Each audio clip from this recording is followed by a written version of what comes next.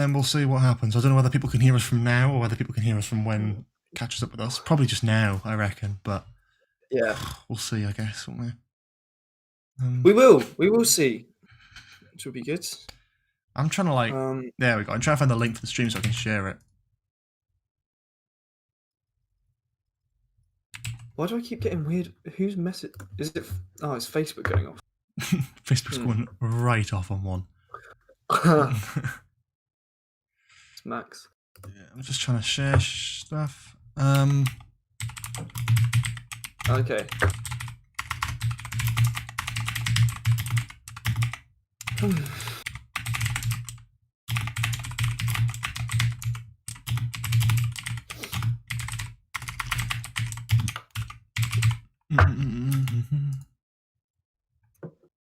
Okay, so people are starting to arrive now. Hello, there we go. So it takes a little bit to kickstart it, which is a bit weird now. You know, YouTube's having a few problems in its old age, you know. So I'm just going to share this on Twitter, and then I'm going to jump over to chat. Have you seen what Joel put in the chat? Is Joel there, is he? Yeah. Jack, will you have my babies? Oh, that's only just showing up for me. I need to start tabbing out because I end up not seeing it. Right, there we go. Oh, brilliant. Hello, Joel. How you doing, man? You're getting replacement discs for yours. I saw your reply. Have you emailed them? I haven't emailed them yet. I need to get on them because I got it for a birthday present, I think it was, the season 12 box set. So I haven't got all the payment details, but I'll get it off my dad and we'll see what happens. Jack, please can I buy the remains of your beard? Yeah, I'll send them to him. It's rest in peace, isn't it? It's a rest in peace for the beard. We'll come back. Yeah. And obviously there's 2 more videos coming out with me in a full beard. 2 drunk lords coming out. No. Soon. Oh yeah, sorry. Recorded. I was going to say one. Yeah, because I sort of think the next one's out because I've watched it so many times. Oh, it's good though. It's good. It's a good one. Enjoyable. Hello everyone. Who's joining the live stream? We're going to try and shout around all that sort of stuff as well. Just get word out because it's a bit of a laugh. We're just talking about some stuff today. We're going to talk about. Oh Christ. I didn't mean to cover the screen there. My bad. I forgot we're screen recording. It's really weird. I'm watching the live stream back, and it's odd. It's weird. I personally don't like it. What's the story behind the nickname Fredo? I'll let you answer that one, and I'm going to go and get the season 12 box set to have on display. Okay. Well, the thing I'm going to say about the nickname Fredo is it's all explained in the new podcast that we've just put out on Idiot's Galaxy. So check it out. I don't know. Yeah, probably, mate. It does look a bit white though, doesn't it? A bit too bright. Oh, I'll close the blind. I think it might work. I don't know. I might... See, so that looks worse. Oh, that looks better. No, that looks better. There we go. There we go. Sorted. That's how we like to set up. That's how we do it on Idiot's Galaxy. No, we don't. We actually use DSLRs for that, and back to the old webcam today. It feels weird. Hello everyone. Like an idiot, George, I forgot to fill up my water bottle. So can I go for it? I'm here. Yeah, I'm here. Right. How's everyone doing in the chat? Shout around, say hello. Let's get some people joining. Oh, dearie me. We've got a few things to talk about today. Not just season 12, which is obviously the go-to, but as well as that, we've also got Drunk Lords, which is a show me and Jack do on the channel. Last of the Drunk Lords, where we watched Crap Doctor Who episodes whilst being drunk. And then at the same time, just taking a photo of the Instagram story to get more people to watch. And we're also going to be talking about Idiot's Guide to the Galaxy, which dropped its first video today. That's us plus Max. It's a different channel, so a lot of you might not have seen it, but the link is in the description for you to go and check that out down there. So lots of stuff to talk about today. Right, that's on Instagram, and I think we're ready. I can just see all of Joel's messages spamming the chat. George has done more for the world than Mother Teresa. Is that? That's questionable. Hello. Right. Oh, and Max is here as well. Is he? Yeah. Where's right Max? at the bottom. I don't know if you're right at the bottom. I Just on can't. my I'm screen. see. I'm not. My chat isn't up to date. I don't think, which is weird. Oh, he's just appeared there. Hello. That's a very Max thing to say, isn't it? Yeah. It is indeed. I'm gonna refresh the live chat. I wonder what it looks like when I put my studio light on. Oh, too bright. Too bright. Too bright. I feel Yes, like way too bright. Am I slightly too dark? Do you reckon? I don't No, know. I think you're bang on. Okay. I'm the good. one in the wrong here. I'll take that. Max has come along to say hey. Right, bye. Bye. Okay. Okay. George, think you should open your blinds? No. It'll get dark soon. It'll get dark soon anyway, so we'll be fine. It's just I just thought it'd look better so you can see season 12 in the background there with the on-air sign. What have we got going on here? How do you like Joe Martin's Doctor? Do you like Joe Martin's Doctor, Jack? I wanted to see a little bit more of her, but yeah, no qualms. I'm no qualms basically the at same. I like the aesthetic of that Doctor already. The vibe. I get a good vibe. We did check the vibe officially whilst watching that episode. We can confirm it was a very good vibe. The vibe was sincerely checked. It was well and truly checked.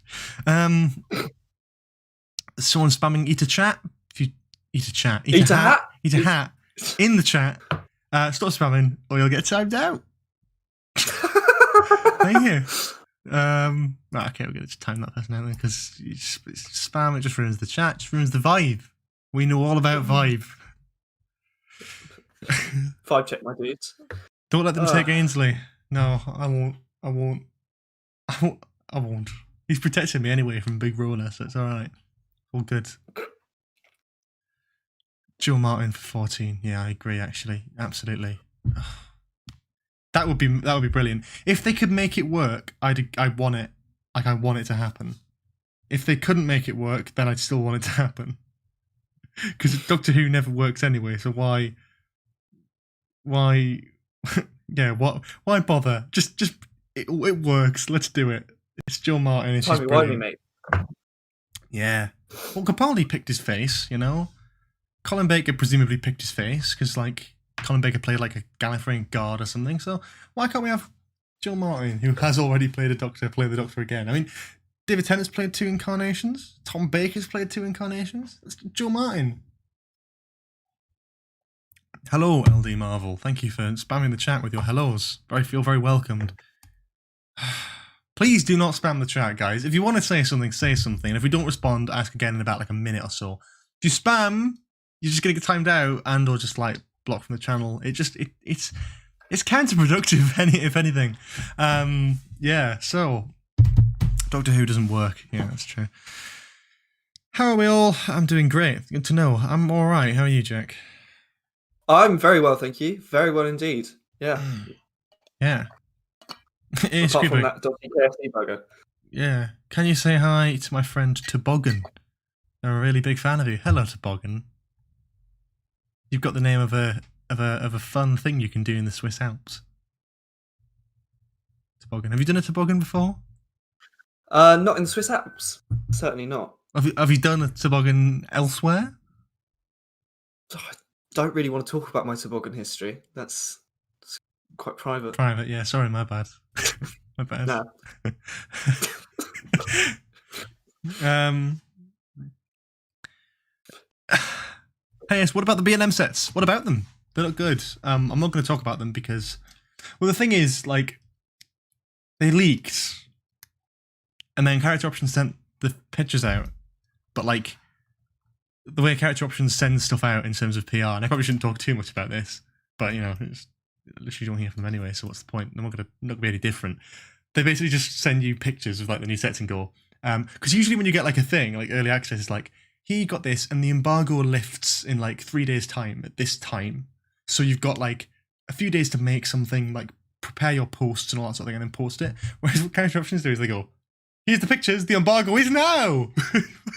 So you've got like a second or a minute to try and be the first person to post them, and it's like, Oh, it's like a contest. Proper press releases should go out at the same time. But yes, they do look good. But we'll do them in a video when when they release, I suppose. Not that I'm going to get any versions of them. So whatever I can pick up at the local B&M on a student budget, I'll be able to showcase for you lovely lot on YouTube. Yeah. What's going on? I'm a big Doctor Who fan. By the way, what's your favourite new Who season? Jack? Mine, Series 5. Series 5. Series 1. Because I'm more intelligent, you see. Clearly.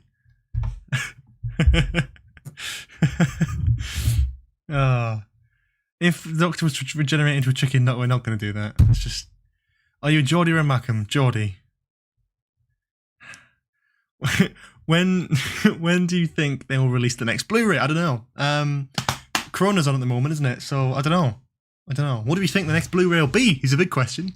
I'm looking forward to it. I don't know though. Be good. But did you explain the story behind the nickname Fredo? Yeah. In the Idiot's Guide to the Galaxy podcast. Oh, right, yeah. Which is which is a very, very good link. If you check out the link in the description, we'll take you to a podcast that me, Jack, and our mate Max just put out today.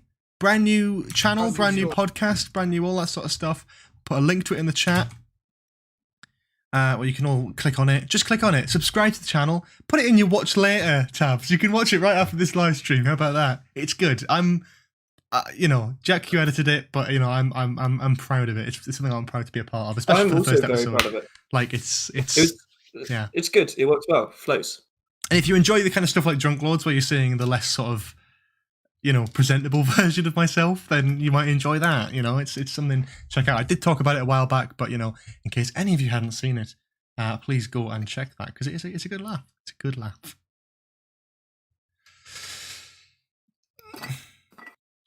Series 10 and 12 superior for intellectuals.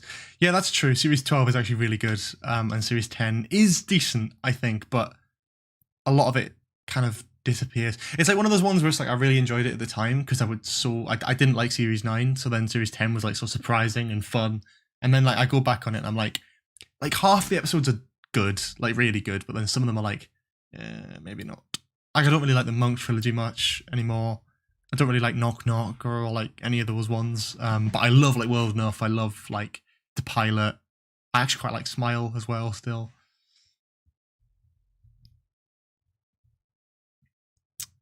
Yeah. What do you want to see for the 60th anniversary? 60th anniversary, Jack? What would I like to see for the 60th? Yeah. Oh, what a question. Obviously Multi-Doctor. Oh yeah. I'm not really sure what I'd actually want from it. I haven't really thought about it actually. What would yours be, George? Have you got... I don't know. Like I'm always mixed on the whole 60th anniversary thing because like there's so many Doctors I'd love to see. I hope Jodie stays till the 60th. Like I hope we get 4 series of Jodie and she like regenerates in the 60th or the episode after the 60th. That'd be brilliant. I'd absolutely love that. Has to be a Multi-Doctor. Depends on who they... I'd love them to do... I'd love to bring in like Paul McGann or Sylvester. Mm-hmm. 2 Doctors who... Yep. Especially Paul McGann looks exactly like he did in the 90s. But like Sylvester McCoy, like I suppose you could have that whole time dilation type thing that they did with Peter Davison. But like I think Sylvester McCoy looks more like he did like when he was the Doctor than Davison did. Like Davison does. So there's more leeway there. I know it's a difficult one. I'd love them to do Colin Baker again, just to really shove that up everyone's nose. But I kind of like. I don't think he could because he looks absolutely nothing like he did when he played the Doctor. So it's you'd struggle to make that work effectively. I think. What do you think about season 13? Where the Master told the Doctor history. Series 12. Series 12 was good. Series 13 isn't out yet. Hasn't even started filming. The 60th will be 2023. So if Jodie stays for that long, which I really hope she does. I mean, we know she's staying for at least 2021. So that means we need a Series 14 in 2022, and then probably another year off by the time we get to series 2023, and we get like a couple specials. That'd be great. Oh, that is a subscription, I believe. That was very loud. It took me off guard. Thank you to whoever that was on screen and just subscribed. I did just miss it. If you want to donate, obviously super chat is an option. Link in the description as well to a donation page. You put your message in, you put your name in. It shows up on screen with a little TARDIS, and it's all fun and nice and enjoyable. Obviously, totally optional, but it really does help support the channel, myself, the live streams, everything like that. So yeah. So we'll answer a few more questions, then I think we're going to talk about season 12. Sure. Yeah, man. What's going on? Are you familiar with the Virgin New Adventures from 1991 to 1997? It's where the story Human Nature originates from. If you're meaning like the books, I am not too familiar. I know that Human Nature like came from that era, but beyond that, what about you, Jack? Do you have any? I'm very familiar with them. I own quite a few. Unfortunately, it's one of those things. I love Target novels as well. It's one of those things that I haven't actually really got round to. But yeah, no, I have heard of them. I know of their existence. I picked maybe 10 of them up in a charity shop for about 50p each. Not too long ago, actually, which is good. They're good reads. Good, man. I mean, I'm not a big book reader, as you probably would have guessed, for the fact that I'm a YouTuber. But like, I don't know. In terms of Doctor Who books, again, like all I've probably read is like the Target novel for Day of the Doctor, which like it was a big thing at the time, and I thought, I would be interested to see how they'd expand that, and it was interesting. Very Moffat-y though. Yeah. Because like they played with all the chapters and stuff. So like chapter, I don't know what it was. Like an example, like chapter 7 would come before like chapter 2 or some bollocks like that. It was very, very strange, but you know, it's fun. It's fun. What did I think about? What did we think about the Timeless Child or the Timeless Children? I'll let you go first because I've answered this before loads of times. Well, I enjoyed it actually. To be fair, I know a lot of people. Obviously, the whole canon changing stuff, but overall, as an episode, I didn't really have anything bad to say about it. Really, there's a few things, but nothing like specifically. I don't think it's a bad episode. I thought it was actually quait good. I did quite enjoy Series 12 as well. Do you like overall, I thought it was. Do you like the changes that it made and all that sort of thing as well? I'm gonna wait and see where it goes. I think is the best kind of, if it's referred to again in the next series, maybe things change or there's added to. But yeah, no, I'm not against it. I've always said this, like when you make a big change in a series finale, like you've got to wait before judging it. You've got to wait till the payoff comes. You've got to wait until, so like next year it might be next year, who knows, hopefully. If like series 13 has like Tectean return or something and like a new incarnation played by like a famous actor or something, that'd be amazing. Like that would be, because we can expand on that story. We can talk more about the Division. There's an entire era of Gallifrey and the Doctor's life that we've got here that we can now tell stories from that we've never told stories about before without conflicting anything or going back on canon or whatever. Like the Time Lords are destroyed in 13's sort of version of reality, but you could always go back and look at the Division, and we could go back to Gallifrey and have like a Deadly Assassin type episode, but based before the first Doctor's even born. You know, like I love that. It's very clever, and you can play with. In the Doctor, he's always about change and always about time and making things interesting. And if they pay it off, they bring Ruth back. They do more with the Division. They do more with Tectean. I think it'll be very exciting and brilliant. But I don't think you can judge off that, like without another series after it. You know. It would be like doing. It would have been like doing Journey's End, but not like wiping Donna's mind at the end. You know what I mean? It would be like doing this. Like the companion is now a version of the Doctor. She's got the brain of the Doctor. She's like half Time Lord, half human. Big climactic ending. Check out series 5. You'll see what happens. That's like yeah. It's a big thing, and it wasn't resolved because it's not supposed to be resolved yet. It's supposed to be resolved in the future. It's supposed to show what more stories we can tell. And if you can tell a story that brings together the Judoon and the Time Lords, thank you very much to Nicholas Maloney for subscribing. If you can bring a story together that includes like the Ruth Doctor, the Division, the Time Lords, the Judoon, like that's exciting. You know, the fact that the Judoon again showed up at the end of the Timeless Children, sending the Doctor to a prison that looked scarily like Sharda. It's exciting. You know, I think the future of Doctor Who, a lot of people complain about Series 11 not having many connections to the past, and I think it's an exciting prospect to have more connection to the past. I understand why people don't like it, obviously. It's a big, big change, but let's see where it goes first. I might not like it, but I need more content to be able to make a proper decision. You can't just, it's like hearing the actual reveal in a blog post. Thank you to the Shadow Sword for just subscribing. It's like hearing the news in a blog post and then going, well, that doesn't work. Well, that does work. Or you need to see where it goes, what it does with it. My worry is I think a lot of people didn't even watch the episode when it came out and judged it based off what other people were saying. I think that's totally unfair. Watch it, see what it does. Watch the series, see what it does, see what it expands upon, rewatch it, and then go, is it good or is it bad? You don't have to love it. No one's saying you have to love it. I understand why people don't like it, but I personally do like it. I think it works, and I think it opens up an interesting direction for the future of the show. That's, I don't know. Went on a bit of a ramble there. Just let you go for it, mate. Yeah, absolutely.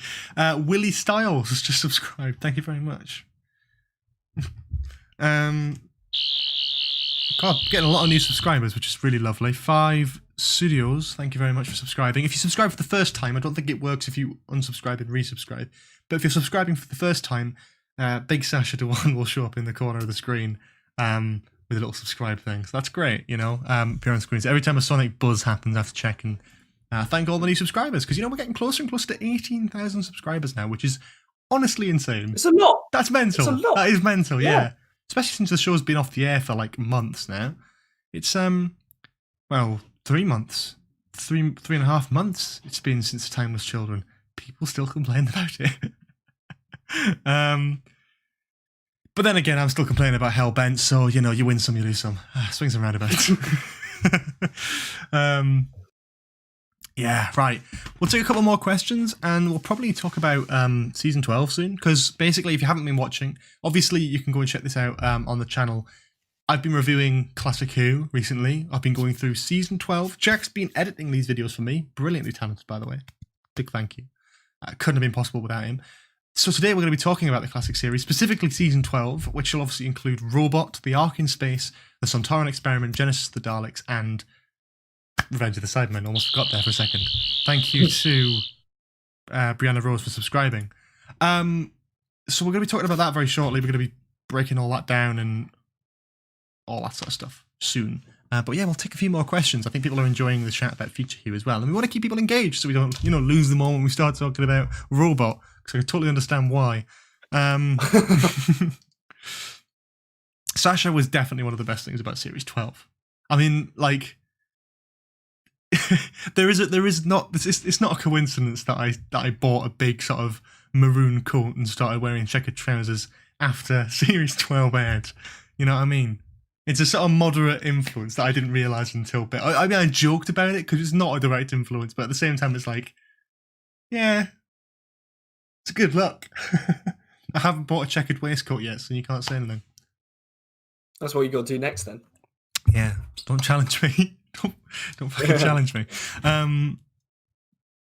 Yeah. Question for both of you: do you see yourself more as the Doctor or the companion? Well, if I die, I'm not going to regenerate, so probably a companion.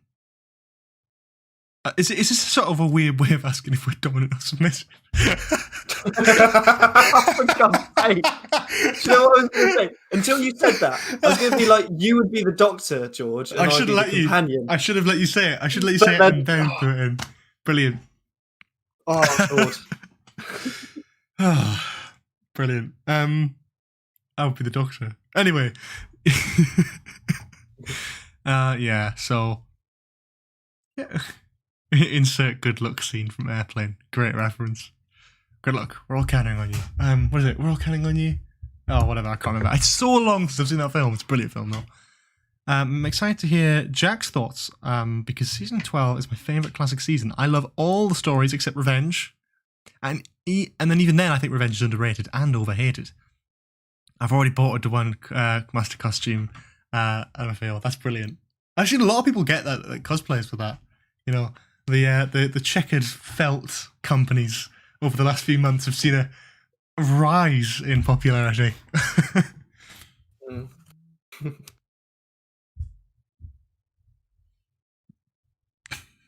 I wish they played more of the Timeless Child cameo from the Ghost Monument in the Series 12. That's probably because in the Ghost Monument it was probably more of a, here's something I'm going to do later, but I don't know what it is yet. Maybe. I reckon it was. I don't think Chibnall knew. I like to think that he's thinking that far ahead, but I don't think he is. I just feel because there wasn't really much connection between like the Stenza like made like rag things, you know, and like the Timeless Child and Gallifrey and all that sort of stuff. So I think it was probably something mentioned, but I don't know. Maybe if we'd seen that shot of the Timeless Child in the Ghost Monument, then maybe we would have had more of an inclination of, or maybe he did have it planned, but I don't think he did.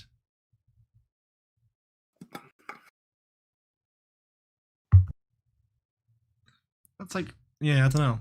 The Timeless Child could have been like a really cool Bad Wolf type arc where it's like referenced a couple of times, like a couple more times in Series 11 than just like the Ghost Monument. Because a lot of people were still convinced that it was a throwaway line. It's like, I was sort of holding on hope that it's like, yeah, it's going to be something. But I'm glad it was, you know?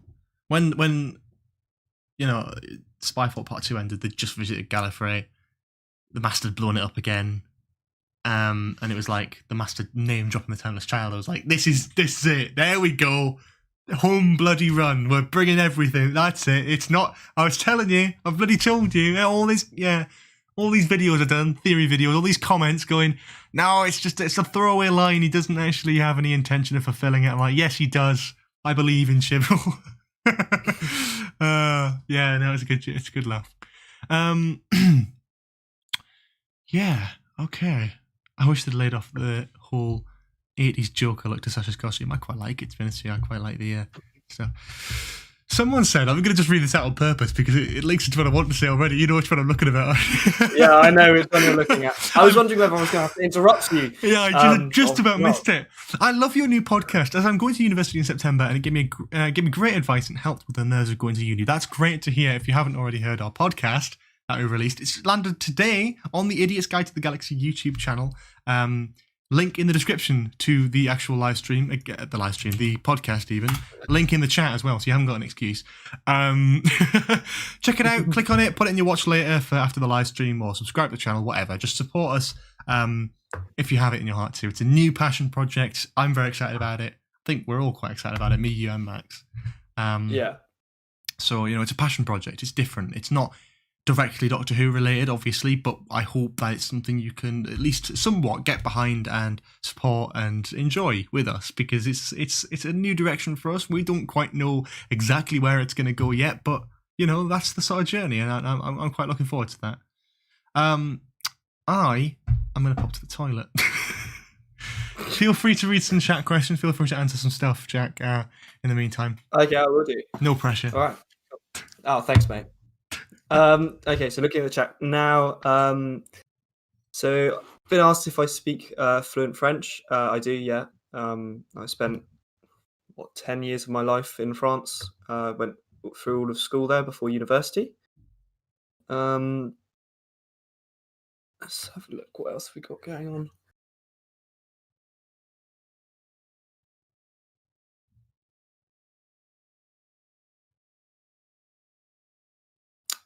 Which incarnation of the Master is your favorite? That's a hard question. Probably Delgado at this point. Is the easy answer. Favorite Jodie episode? Oof. It's a hard one to think of. I'm trying to. What can I think of that's a good Jodie episode which I've really enjoyed? There's been a few. I did quite enjoy Spyfall. Yeah, I think I'll probably go with Spyfall at the moment. I need to rewatch them. I have watched them a couple of times, but not enough to properly formulate an opinion for the moment.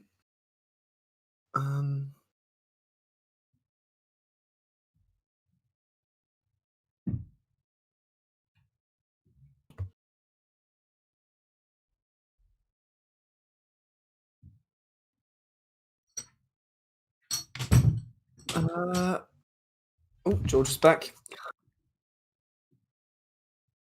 You all right? Yeah. It's not a tag team. You can keep talking if you want. No, I wasn't talking. I wasn't really talking. I did talk for a little bit, but now you're back. I'll let you take over again. Oh, I think I'm most excited to find out more about the Doctor's origins. She's Gallifreyan, but not by blood. Are her people out there? Is there a thriving planet or others like her? That's interesting, actually. I never even thought about that. Because, like, you know, I made that complete history of the video, complete history of the Doctor video, which I'll see on the channel. Check it out, you know, bump up the views. Even the beginning of that, I was like, actually, yeah, we don't know anything about what happened before the child like fell through this boundary thing. A lot of people suggested that the boundary was an alternate universe because the Master and the Doctor passed through the boundary when they went to Gallifrey, like the burnt Gallifrey. So maybe the Gallifrey that the Master went back to was actually the... Wait, give me 2 seconds, mate. Sorry. No worries. I don't know. It's one of those things where it's like, it really could. I don't know what Jack's doing, but we'll just go with it and pretend that it was meant to happen. I don't know. Maybe it's an alternate universe. Maybe it's part of Gallifrey. We don't actually know. Like it's maybe the Gallifrey that's burnt is an alternate version of Gallifrey. I don't know. You're right, Jack. Yeah, I'm bloody sister came You in. panicked there. You were like, "Whoa!" You've actually shifted your monitor as well. I was like, God's sake, do not come in. So I'm just going for a walk. I was like, okay, great, thanks for letting me know. Yeah, no worries. B&M sets I'm planning to buy. Oh God, the TARDIS, the second Doctor TARDIS. I might get 2 of those. One to make into a Ruth Doctor custom because the one I was making, it's just. I mean, I got about 10 minutes into making that custom TARDIS and I sliced my finger open, so I'm not exactly tempted to go back and finish it. Someone's asking, what's the podcast about? The podcast is about whatever we want, really.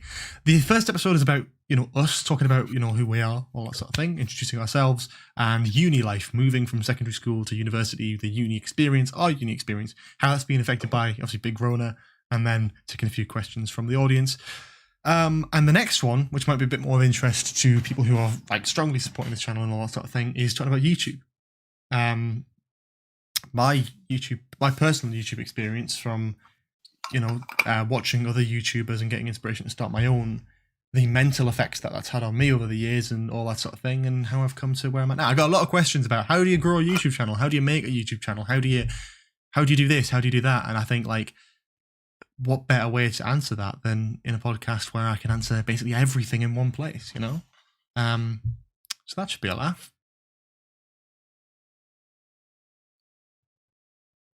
You all right? Yeah. You are knackered, aren't you? I can tell. Yeah, no, I was just like, no, don't worry. She read some more stuff. I just saw one that was quite interesting. Choose one, Silurian or Sea Devils. What would you choose, George?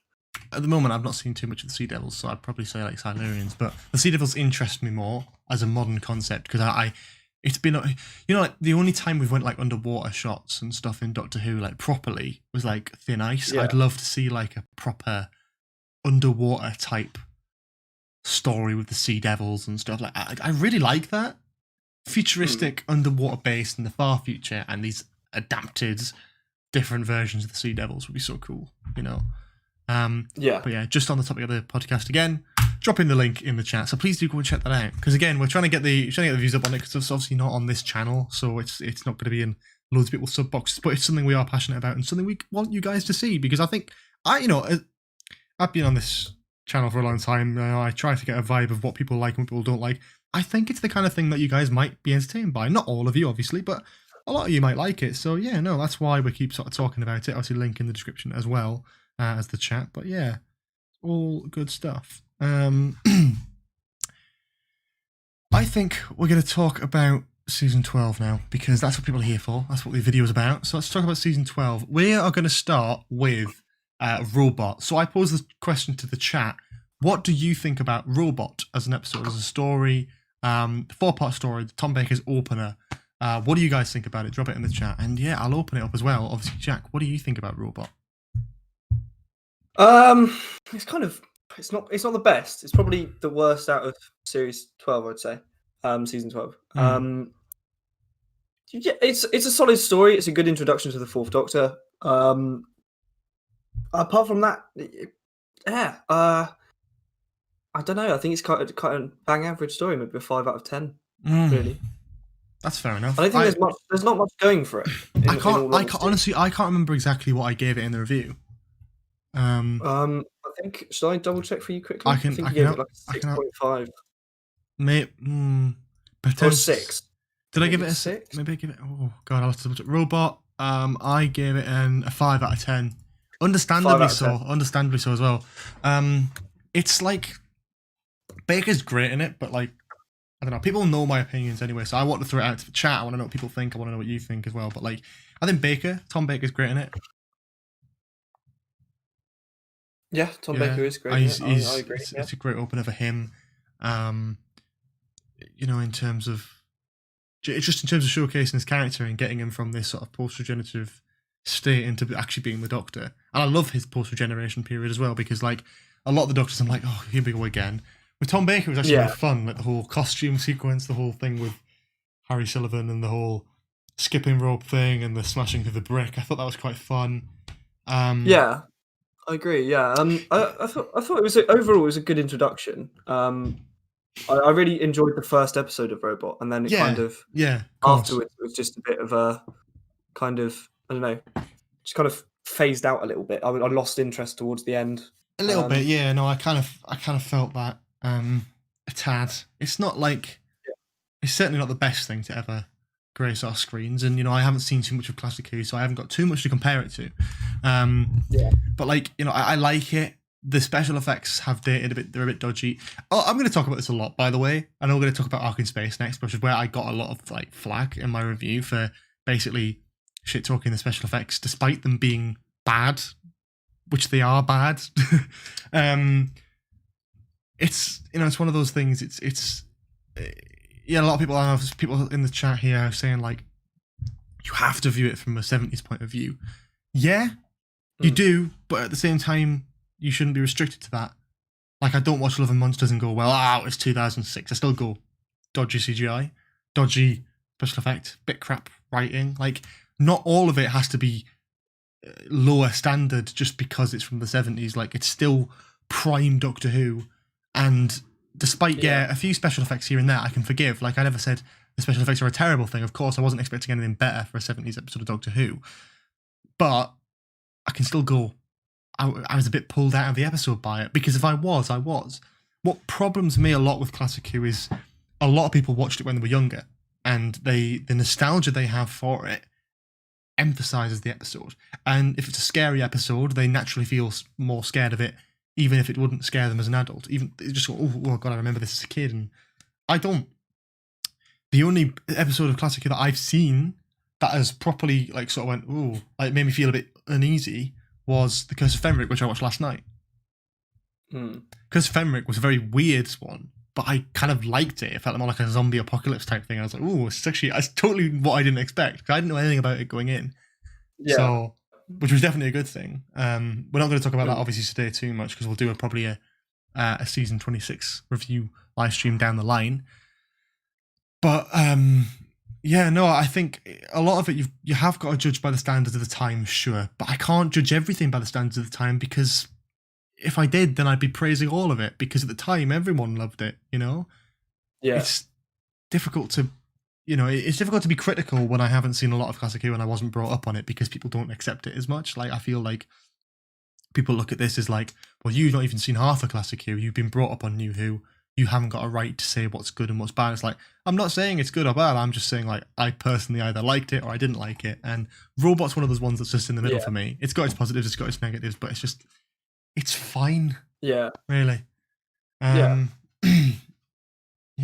it's not awful. It's just kind of, after the first episode, I would say it's more of, it feels like a bog standard classic Who episode.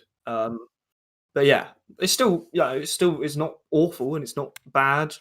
It's just it's kind of, I think average is the fair way to judge it, I think. Again, and also I think, which is another thing, is like, I'm not a massive Pertwee era fan.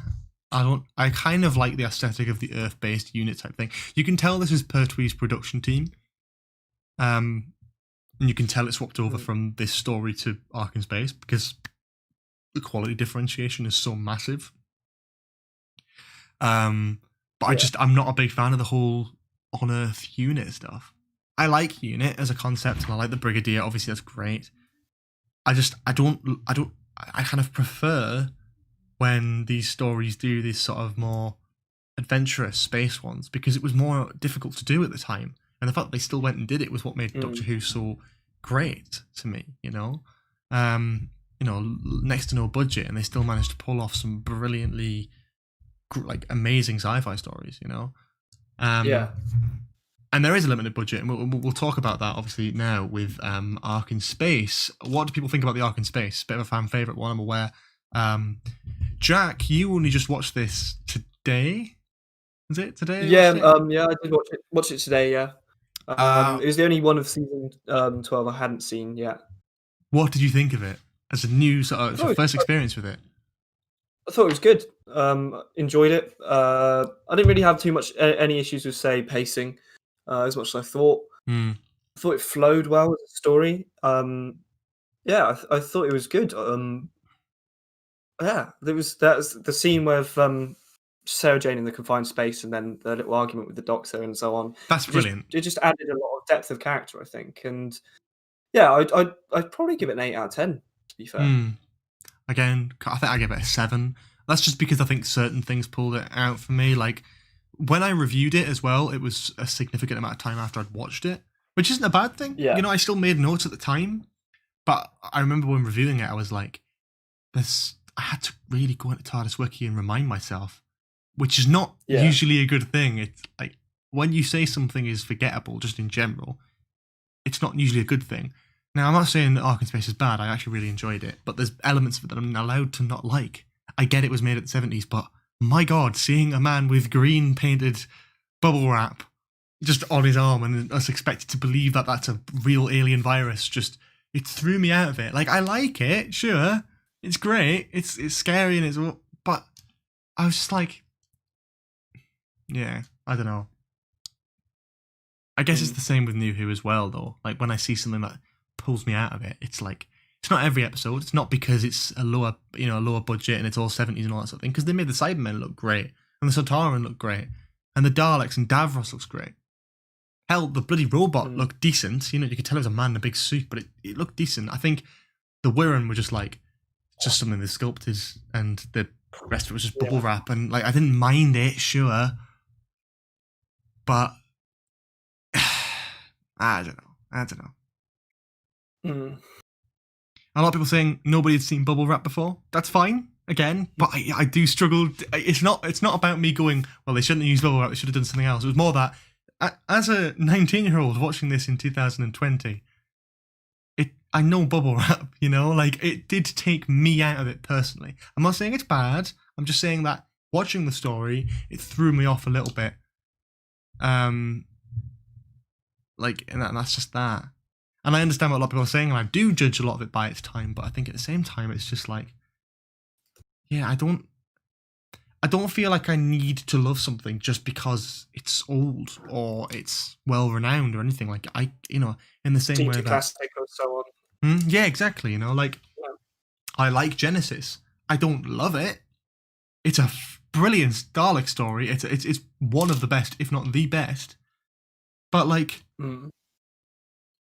for me, it's a bit too long. We'll get onto that, obviously, again, but it's not my favourite classic story. I don't think it's it's up there, but I guess not my favourite. And just because it's a classic doesn't mean I have to love it. And I don't want to get to a point where because I want to be faithful to fans and obviously and watching Doctor Who and enjoying it for what it is, but at the same time I also want to be faithful to being a sort of reviewer and a critic as well, because then the whole point of that gets lost when I start just liking stuff that everyone else likes, and that's when stuff becomes more difficult, when I try and do that. But yeah, Ark in Space, again, I don't remember too much of the story because it was so long ago since I watched it, but I do like it, I do think it works. I do think it's fun, it's enjoyable. It's not the best thing I've ever seen, certainly not the best thing I've ever seen, but it's fine. Yeah. I'm having a look at the chat now. I know a lot of people are like, nobody's seen Bubble Wrap before. I don't like the monster in the arc. Seeing it in context and pacing was different. I know about context, but like I'm not sitting there reviewing it as someone who watched it in the 70s. I'm reviewing it as someone who's never seen it before and watching it for the first time now. That's just like how I'm viewing it. I'm not gonna lie and say I absolutely loved it, because I didn't. You know what I mean? Yeah. Like, I feel like that's worse to be unfaithful and lie and make up reasons as to why I really loved it when I can't think of any reasons because I didn't love it. Yeah. I liked it. I think Ark in Space is definitely up there. But you know, because it's not a long story. If it was a 6-parter, then I'd be a bit like, eh. But I really enjoyed it. I really, really enjoyed it. I just didn't adore it as much as everyone else does. It's perfectly fine. It's perfectly fine. But there's bits and bats here and there. My full review, obviously, for all of these episodes are on the channel already, so do check them out. Yeah. And they're very good reviews. Thank you very much. They're very well edited. Thank you. Yeah, no, it's a weird one. It is a weird one. I don't think there's anything else to say about Ark in Space. I think we've sort of covered it. Yeah, yeah, I think so. I did enjoy it. I thought it was good. Do you think it is worthy of being one of the, those classic, that bunch of classic Doctor Who stories which are renowned? This is an important thing, is I've not seen many classic Doctor Who stories, and the ones I have seen are mostly well renowned. Okay. So it's hard for me to go, do I think it deserves that? Because at the moment, yeah, sure, it's good. But I haven't seen the worst of the worst. Like, I might be like, when I see worse Doctor Who stories, like properly worse, then I'll be like, oh god, yeah, it's brilliant. In comparison. Yeah. But I haven't got that comparison yet. Yeah. But yeah. A wee tip about watching Classic Who, 1 episode a day. I disagree with that. I personally find more enjoyment out of just watching the whole thing in one. Depends on the length of the story. Obviously, I'm not talking about Master Plan. Because I'd rather not spend 6 hours watching Classic Who. No offense, it's good, but it's not that good. It's, is it Infinity War Endgame right back to back, or is it just watching the Daleks Master Plan? What's more worth it? Yeah. Sontaran Experiment. What do you guys think about that in the chat? What do you think about that? I can see an 8 out of 10 in the chat from Dalek Khan. Yeah. Do you want to start on this one, George? And I'll follow up on anything that... The Sontaran Experiment, as people know, is one of my favourites from season 12 because it's short and it was really easy to watch. It was just like watching 1 episode of Doctor Who, like Modern Who. So in and out. And it's not a terrible thing for it to be longer, but it didn't need to be. It was an easy-going, easy-watching story, quite enjoyable. A few bits that kept you entertained, like funny-wise. A few bits that kept you entertained story-wise. Yeah. It's I really enjoyed it. I think it's a great short episode. It's a good I don't want to say bridge episode either, because it's not, but it fulfills that task between Ark and Genesis quite well. Yeah. And they needed a sort of small scale story between... I quite liked that. I quite liked having a small scale story between 2 quite big stories. Ark in Space wasn't enormous, but it was like a big high stakes story. It was nice to have a bit of a mid-season break in a way, because it is that. It's the middle of, Robot, Ark in Space, Sontaran, and then Genesis, and then Revenge. And I quite like that, actually. I quite like that it was just sort of a little mid-series break where I could just sit and watch a story that is over within an hour, and it's just easy watching. It's fun, harmless, basically. Yeah. And a lot of people mentioned this. I didn't actually know that Tom Baker had actually broken a bone during filming of that. And if I had known that, then I probably would have said something about it in the review, I think. But apparently a lot of it, the reason why he wasn't in it was like because he was his stunt double a lot of the time. And he was obviously suffering from an injury, so he's basically just sat there a lot of the time. Which I kind of understand a bit more now. But you know what? Like, it worked. It works still. I didn't also know that the guy who played Lynx in The Time Warrior was the same actor who played Sontaran in this one, Steyer. So it does lean into that whole clone thing where it's the same actor. Yeah. Which kind of makes me want to watch The Time Warrior again and see if it's changed. Because I actually really liked the Sontaran Experiment and the way the Sontaran acted and all that sort of thing. I also can't believe that's one season apart. That's mental. And you'll change your perspective, go back on it and see what you think about it now. Yeah. Oh, absolutely. It's an interesting one. But then at the same time, I've got so much Classic Who to watch that. Do I really need to sit down and watch The Time Warrior? Because The Time Warrior is is it six part? Or is it 4 part? I'm not sure off the top of my head. Time Warrior. Oh God. This is just trying to get involved on like. I typed in. Just a simple answer would suffice. 4 episodes. Okay, maybe I will watch it again at some point then because it seems quite small scale. But yeah, no, I don't know. I think it was a big step up, especially within the span of like 1 season. Yeah,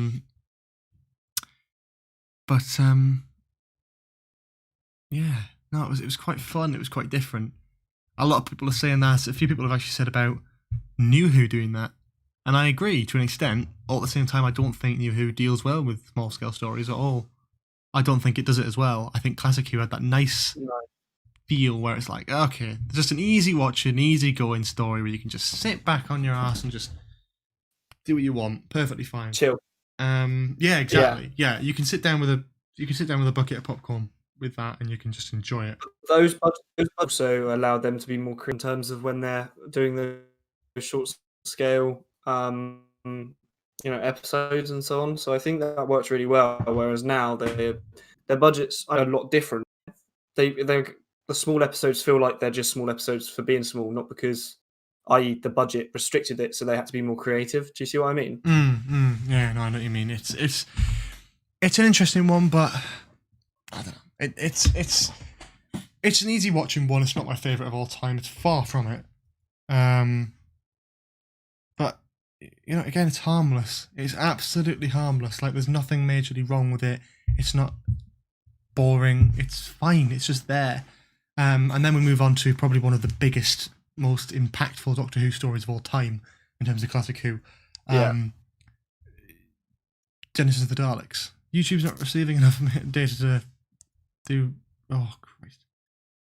Maybe a bit of buffering. Let's see what's happening here. Is YouTube dropping frames again? Should be fine. Give it a minute and see if it starts up again. But yeah, if people can hear, which I hope they can, do let us know your thoughts on Genesis of the Daleks. I hate when YouTube does this. Just it randomly just cuts off. So annoying. What it cuts off the stream or just makes it buffer? Bit of buffering here and there, but yeah, people don't seem to be affected by it, so that's fine. Genesis of the Daleks, what do people think about that? Because this is one that I haven't personally seen in a long time.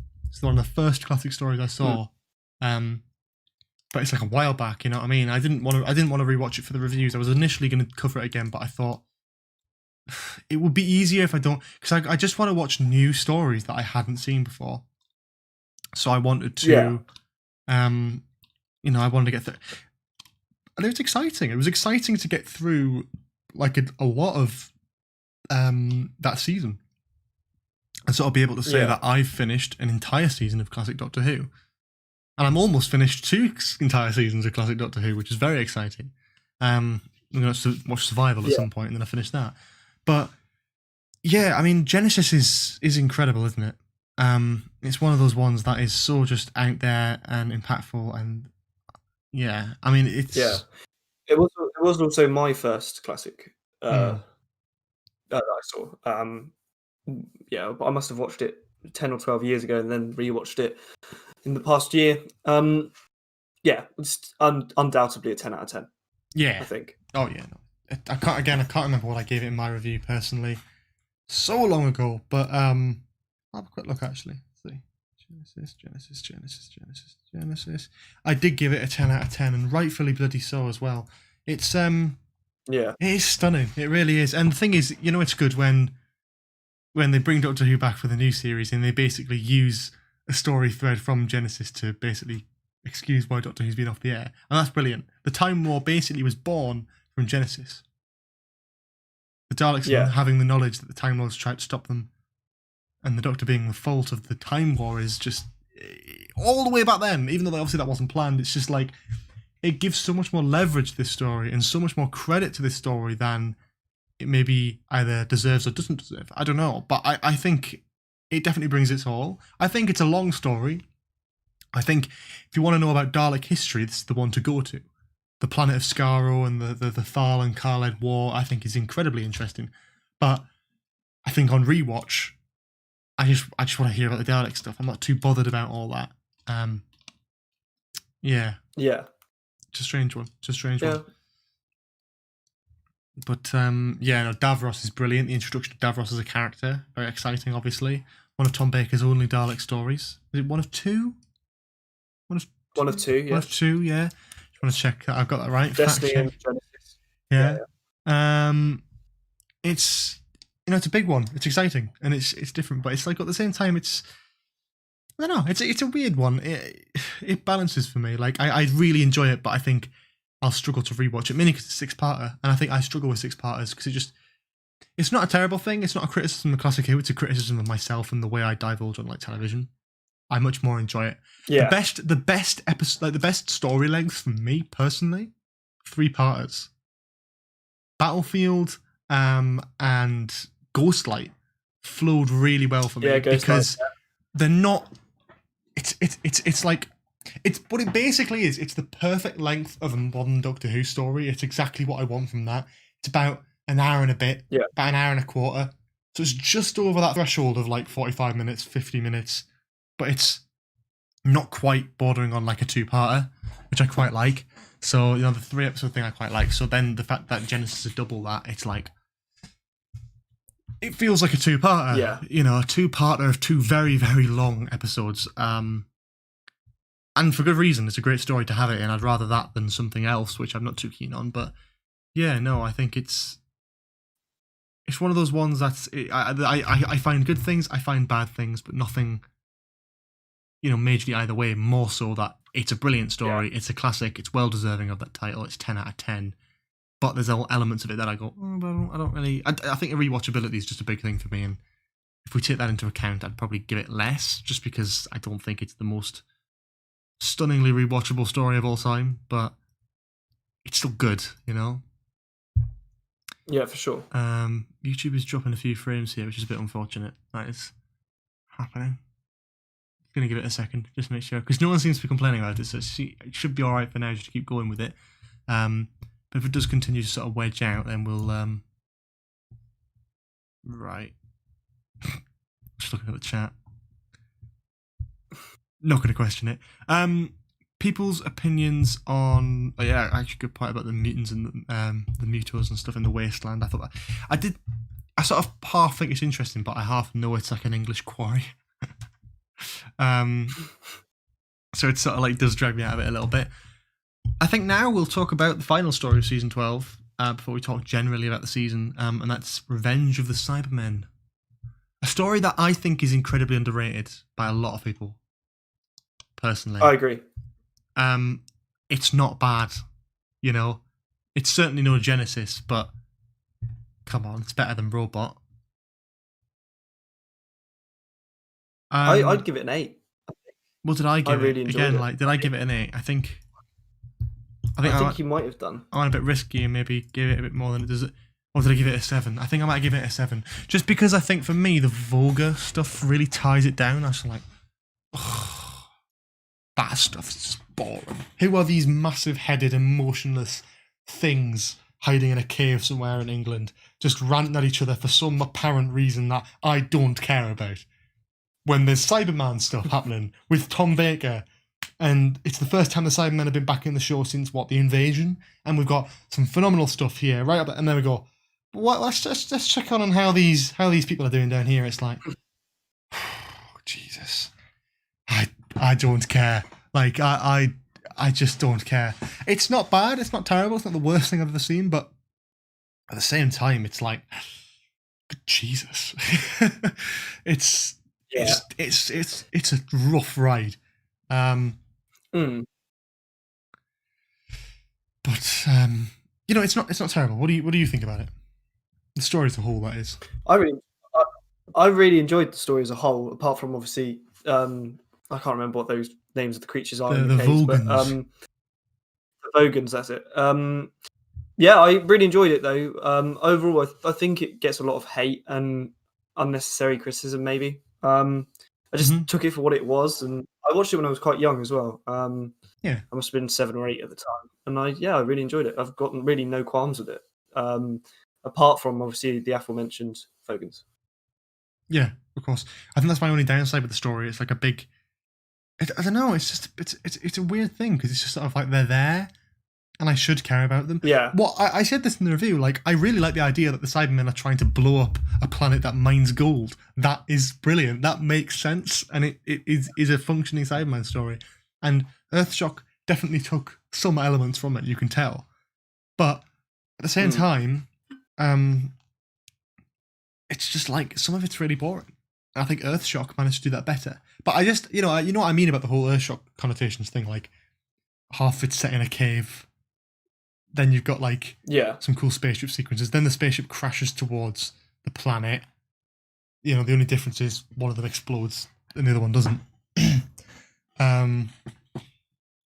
But like, you know, it's an interesting one. I like the story. I don't think it's in any way terrible. I can see why people don't like it, but at the same time, maybe you don't like it a bit too much. Like, I think it doesn't deserve anywhere near the amount of hate that it gets at all. I think it's a very well-made story, personally. That stands out as one of the highlights for Cyberman stories, in my opinion. But again, I can understand why it's not people's favourite. You know, it's one of those ones. Yeah. Do we have anything more to say on it? Do you want to? In terms of revenge, I would probably say it is one of my favorite Cyberman stories from Classic Who. But yeah, apart from that, I don't really have much to say on it. I think you hit it on the head with the Vogan thing. You don't care about those characters, so why? In all honesty, could the story survive without them necessarily being the way they were? Yes, 100%. Which is a lot of my worry with Classic Who is understanding it. You know, a lot of the time I feel like, because just generally, and again, this is something I don't judge and talk about in reviews, is because of, you know, you can't help it, audio quality and shit like that. It's like, I really struggle to always.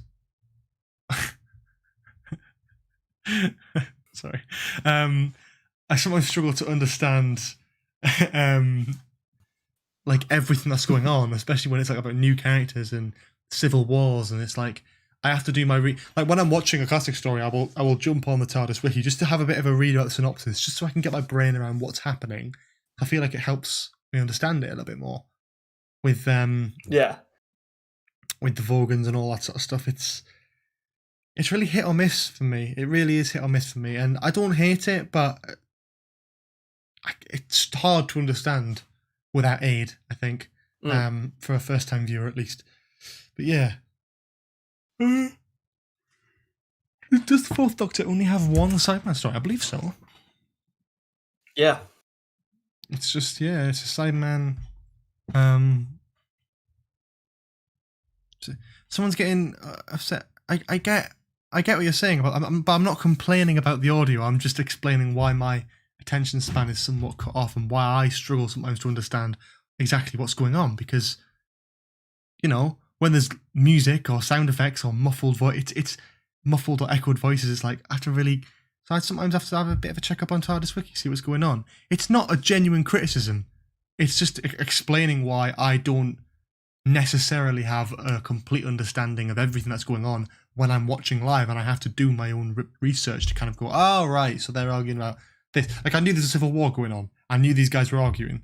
But I'll be honest with you, like even the costumes, I was like, wait, I've mixed them up at one point. And all that sort of thing. It was just like, I suppose I didn't care enough either. And that's just the quality of the story. I didn't really enjoy that. But again, the audio was not a criticism. I was very clear about that. It's not something I bring up in my reviews, so it's not something worth talking about. It's just explaining that sometimes with Classic Who, I have to be a bit more careful in like my attention span. New Who, I can understand exactly what's going on because it's like the audio quality is different. It's different generation, and that's not me judging it. It's just me explaining that. Yeah, I mean, it's fair that they haven't heard that complaint before. But that's important to note. That's not a complaint. It's not a complaint at all. When I watched Ghostlight, I had subtitles on. I still didn't have a clue what was going on there. So like, neither did I. Yeah. It's just it's a weird one. It's not a complaint towards the story. It's just an explanation as to why someone who's never really watched 70s TV before to jump into Classic Who, it's a little bit like, it hits you right in the face. Yeah. Especially when they're filming in a bloody cave. Like, give me some like, understanding. Like, if you're filming in a cave with 70s mics and 70s cameras and everything, and it's like, it's not going to be massively, understandable sometimes, and that's perfectly fine. But as someone who's grown up with modern television, New Who is just in more format with that. Going back is difficult sometimes for myself and a lot of viewers. I think that's why people are put off, and I feel like a lot of reason why people are put off Classic Who is because people who absolutely love it are very critical to people who maybe haven't been brought up on it and don't understand it as much. It's very difficult to get into something when people are so passionate. And it's good to be passionate, but passionate can also be like, bad sometimes, because like, especially with Doctor Who, I mean, you see it when Chris Chibnall changed stuff in The Timeless Children. It's like, back a few years ago, if something happened in the finale, people would go, that's all right, but I don't really love it. People are now like, you've ruined my childhood. It's like, oh, come on, get a grip. it's not that deep. Like, it's just episode of Doctor Who. Like,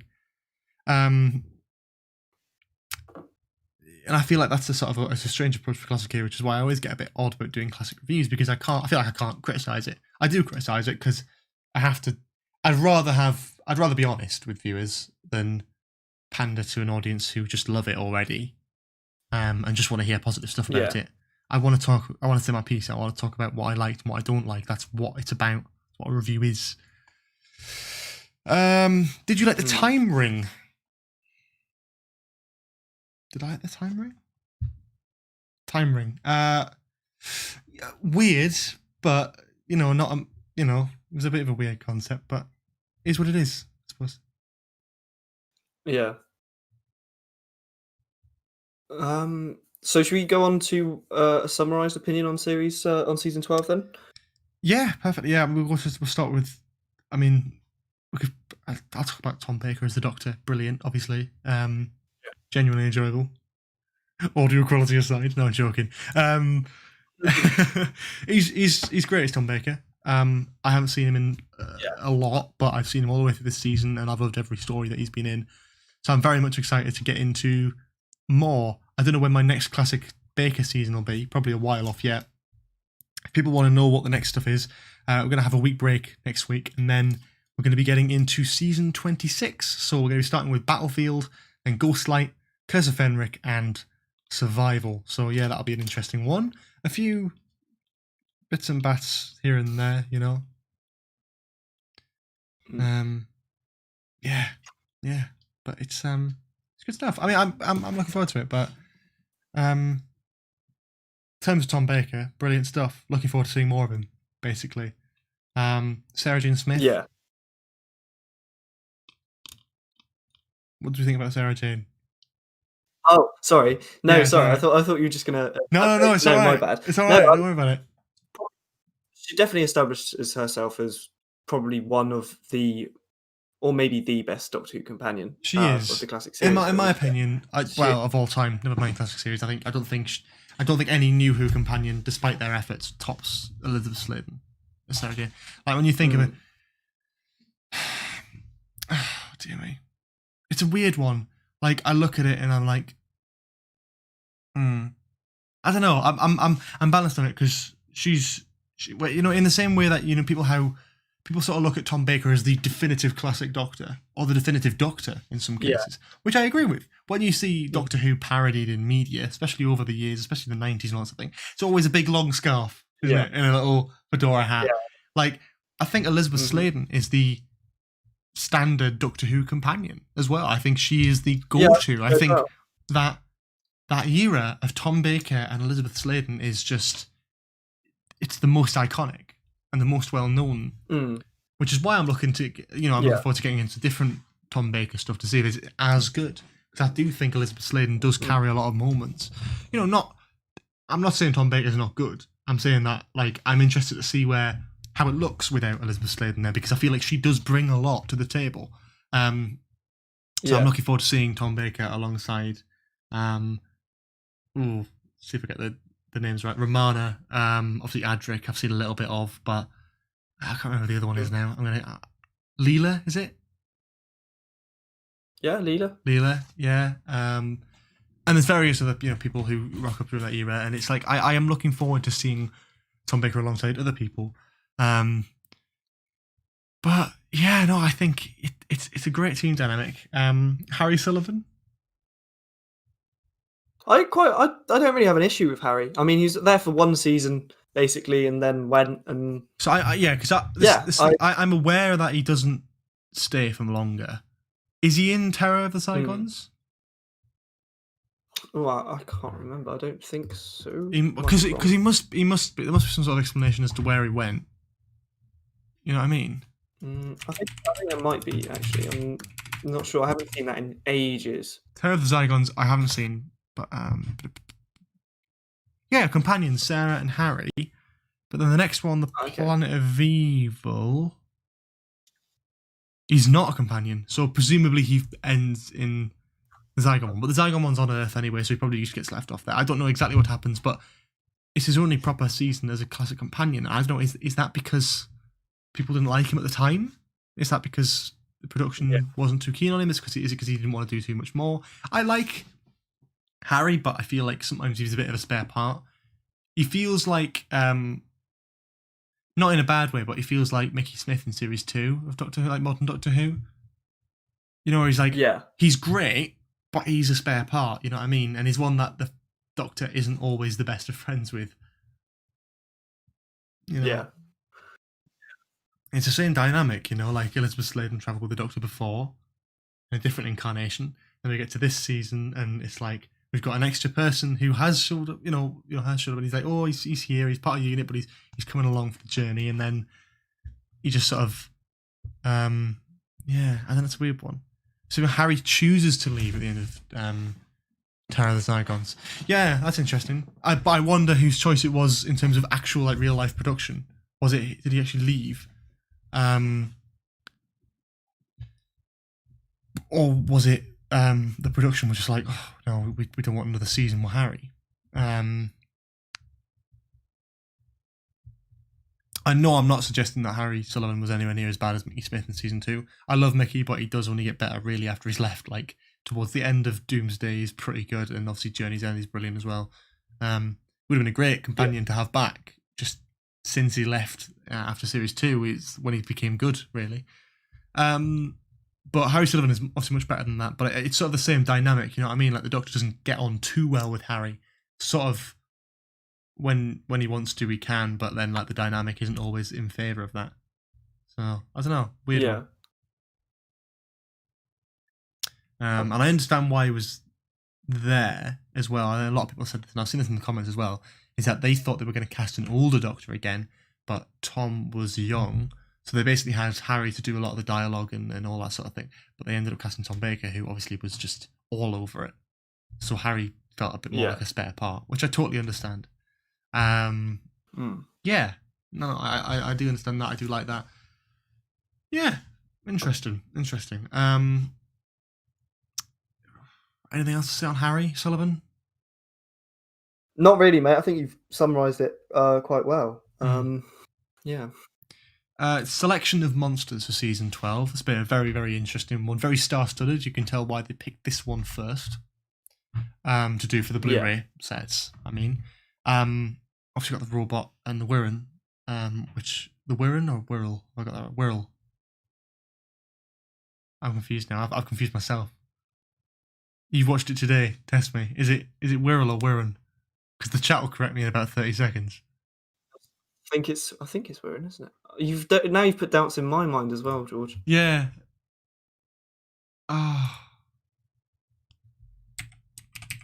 Yeah, it is the Wirren. It's the Wirren, right?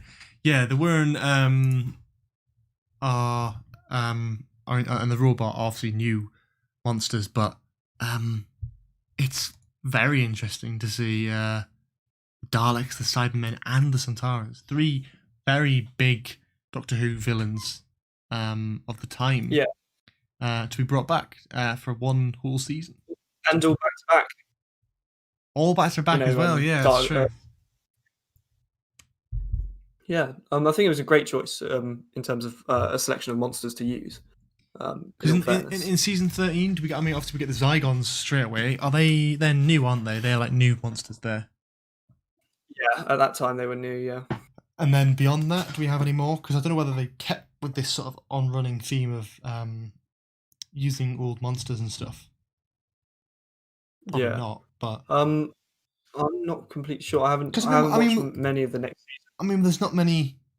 You know what I mean? There's no more Cybermen stories in Baker's era, and there's only another Dalek story. So they probably use season 12 as a big sort of ground to bounce the Doctor off for a new season. But after that, maybe sort of eased up on it, which I quite like. But it made this series a lot easier for me as a new Who fan to really get my head around, because I didn't need to sort of think about all the new villains and understand much about them. It's like, I know what the Daleks are, I know who the Cybermen are, I know what the Sontarans are.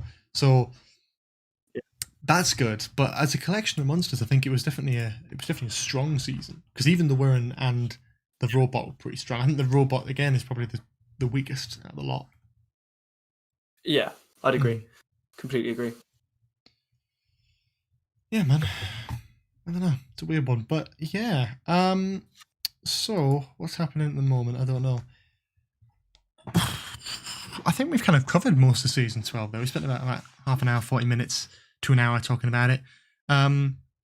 Yeah, that was good. I think it's an interesting one. Is there any other points or questions people want to throw towards us about season 12, or opinions, or all that sort of thing? Whilst I'm doing that, I'm going to spend some time doing a little bit of advertising, just because why not?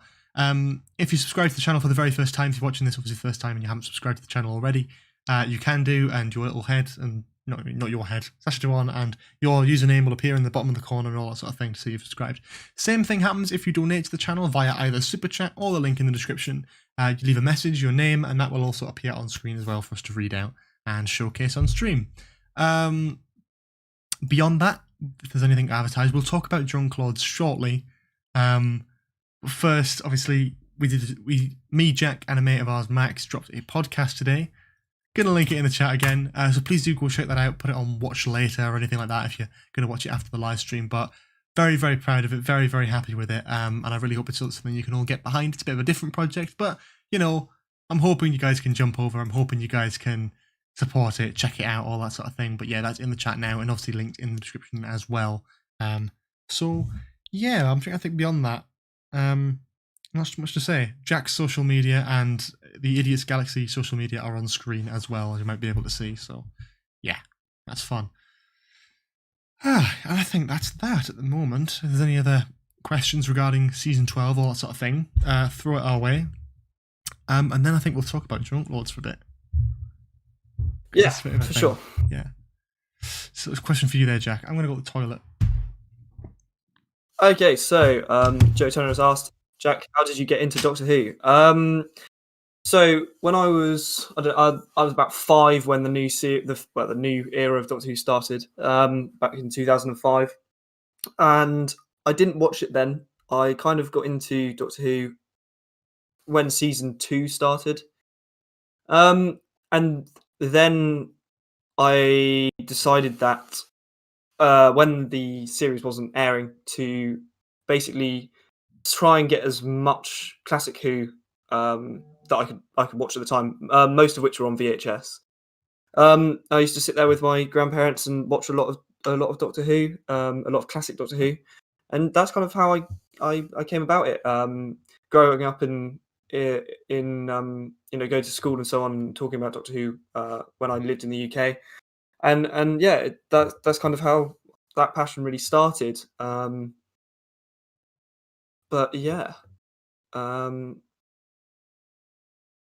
are you airing Drunk Lords on YouTube? I'm not sure which day George has decided to air the next one. It is Dimensions in Time though.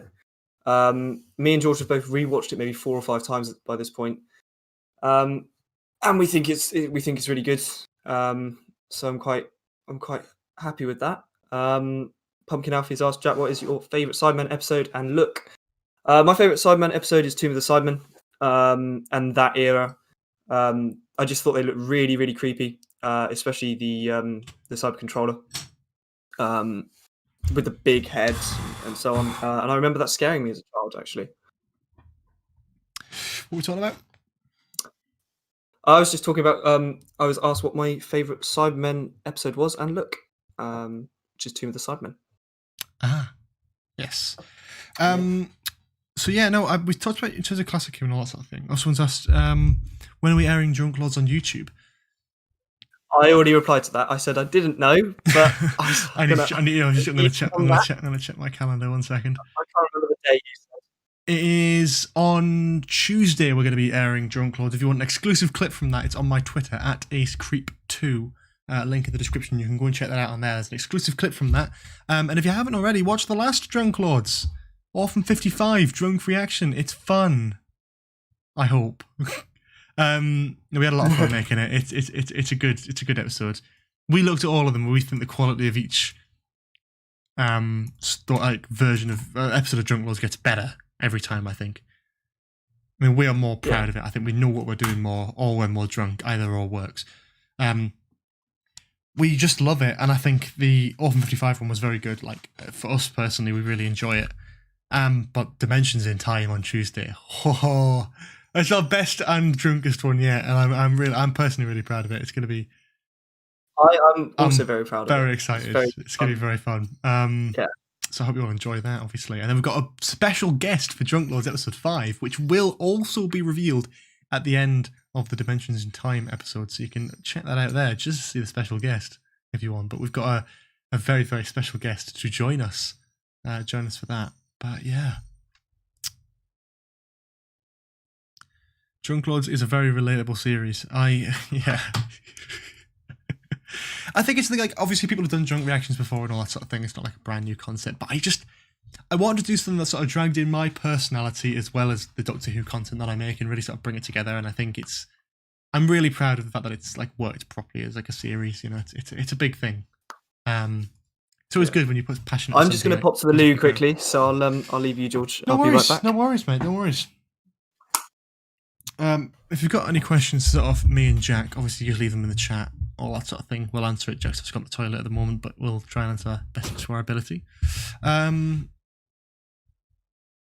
Talking about a few things really. I mean, in terms of classic reviews, if they keep doing well, you know what I mean? Like, because I think I want people to see them. If people don't really flock to them, the Revenge of the Cybermen review hasn't hit 1,000 views yet. So hopefully if that does, and we continue with classic Who reviews and the season 26 ones do well, Battlefield, Ghostlight, Curse of Fenric, and Survival, we are thinking about doing something, a bit of a curveball. We were actually thinking about doing, we were thinking about doing season 5, I think it is season 5. So Tomb of the Cybermen, whatever isn't missing from that. I'm not going to be reviewing any telesnaps. I'm going to wait till they're animated. But I feel like doing a season 5, I think it's another Troughton one, bit of a curveball, bit different. But if the classic reviews last that long, that's something. So that'd be great. Yeah, but I'm looking forward to it. Obviously, as always, I'll be on here now. Obviously, as always, talking about the whole collaborations with me and Jack, we've dropped a podcast today, which I really, really want to try and advertise. I want to get people to see. So again, link in the chat to that. It's a big thing that we worked on, big thing we're passionate about. I'm I'm very excited about getting it out there, so I want people to see it. That, Drunk Lords, all that sort of stuff. There's a lot of exciting stuff coming soon, so yeah. But keep the questions coming. We'll talk about Drunk Lords very shortly. Yeah. Good stuff. So, see what's going on. I'm gonna go on Twitter and just.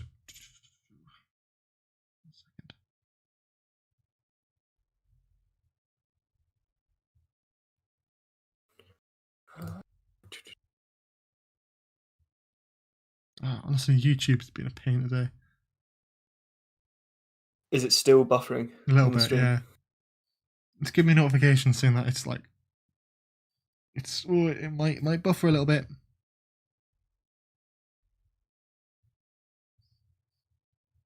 Email to look at later. Ace or Jack, if you were to bring back the Paradigm Daleks in a big role, what would you do? I probably wouldn't, to be honest with you. I was going to say the same. I don't know. I kind of like them, but at the same time, I don't have an overwhelming urge to bring them back. If I were to bring them back, I'd try to do something moderately interesting with them, if possible. You know. But I don't know about that one. It's a bit of an odd one. I don't know.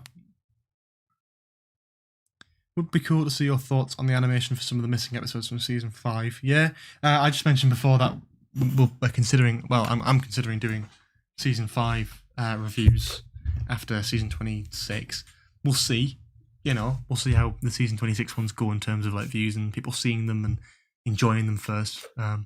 Yeah, I've got a lot of the new 2 steelbooks, but not all of them. I think I'm missing 9, but I don't really care. Yeah.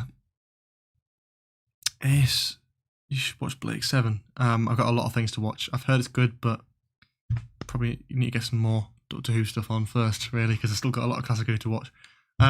What tattoos you got, Jack? That's what people are asking. I'm not going to show them all off on stream. It'd take too long. Yeah. But one of them you can see in the Idiot's Guide to the Galaxy podcast. Oh, for God's sake! Sorry, I had to. Yes, you can see them in their glory on the Idiot's Guide to the Galaxy podcast. So go check that out. Shameless. Sorry, I apologize. Absolutely, that was shameless. That was a dirty plug. I like it though. Sorry, that plug was so dirty. You need bloody Barry Scott on that bastard. I've been rewatching Class and it's a lot better than I remember. I wish you got a series 2. What's your opinion? I watched it when it came out. I haven't seen it since. I do want to rewatch it though, because I've heard a lot of people talking about it recently, and there's a lot of elements to it that I'm thinking, actually, maybe it is better than I remember. I don't know. I'll have to check it out. I am interested though, but not 100%. What about you, Jack? Do you watch Class? I got through one episode and didn't really want to watch any more of it. It's something I need to go back to. I need to finish.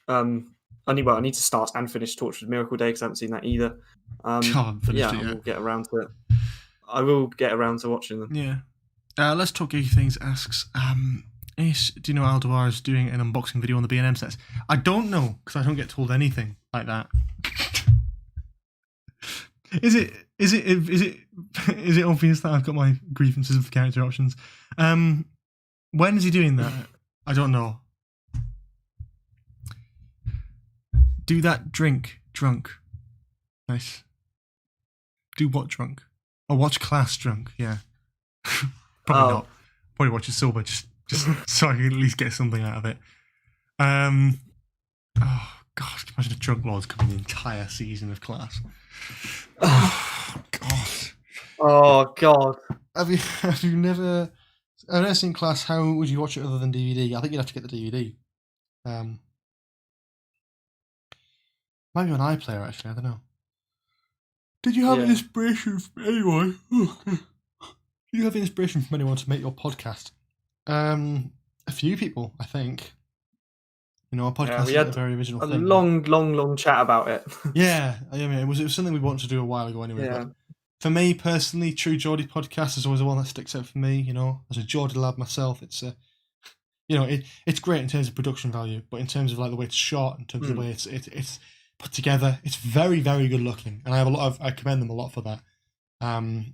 I would also like to say that my inspiration as well. I mean, True Geordie, yeah, definitely. But Joe Rogan, for sure. Joe Rogan's been mentioned a lot. Yeah. I quite like Joe Weller's podcast as well. I've found myself that. watching a few of those. I can't remember the exact name of it, but it's Waffling by Weller or something like that. It's really, really good, really enjoyable. Well, maybe more directed towards the younger audience as well. Yeah, presumably. I don't know. I have to check it out at some point. We'll see. Yeah, no, but we definitely had some inspiration from different areas of YouTube. But, a podcast isn't a very original thing, but it's something I've tried to get off the ground for years, and it's something that I personally really enjoy and love the concept of and want to do. So the fact that everyone else is... It's probably a good point. It's probably good to point out as well that we've been discussing doing a podcast since just after Christmas, or was it just before Christmas? It was quite a while. Yeah. No, it's good stuff. It's good stuff. I mean, I think yeah. There's a question that I've just seen from Toboggan, asking what is my favourite title sequence. My favourite title sequence is the Sylvester McCoy title sequence, the 80s one. I think it's brilliant. I forgot for a second there, but then obviously, yeah. Yeah, I do go on about it quite a lot. Just a bit, yeah. When do you think Series 13 will air? Doctor Who usually airs about a year after it starts filming, especially in the modern series, the Whittaker era. They obviously haven't started filming yet because of the coronavirus. If they start filming, they were planning to start filming around about September. So if it's cleared up by then and they can do that, then they probably will. If not, they might wait. And whenever they start filming, you can probably expect it about a year after that. So yeah, we'll see. Yeah. Would you buy a Sacha Dhawan figure? Yes, probably would. Would you want to see Cybermen versus Daleks again in Series 13 or the future? Probably not. I don't love the idea. It was done in Doomsday, and it was good in Doomsday and Army of Ghosts and stuff. I'm kind of done with the Cybermen for a bit. I was kind of done with the Cybermen anyway, until World Enough in Time and Dr. Falls, which is probably my favourite New Who story. But I did enjoy Ascension of the Cybermen and Haunting of Villa Diodati and all that stuff. They were good, but I really want a proper body horror focus on Cybermen now, and I don't think we're gonna get that soon. So I'd rather than just wait. And I'm kind of sick of seeing. We've had 3 Cyberman stories last year. Yeah. Can we just move on a bit? Yeah.